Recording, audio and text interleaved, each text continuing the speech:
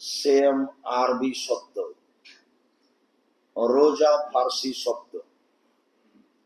যেসব নামগুলি আল্লাহ এবং আল্লাহ রাসূলের দেওয়া 5টি বিধানে পরিবর্তন হয়েছে, তার একটি সিয়াম পরিবর্তন হয়ে রোজা হয়েছে, আর সালাত পরিবর্তন হয়ে নামাজ হয়েছে। সিয়ামের যা অর্থ রোজার অর্থ তা নয়। সিয়াম মানে হচ্ছে বিরত থাকা, আর রোজা মানে হচ্ছে উপবাস থাকা। দুটো এক নয়।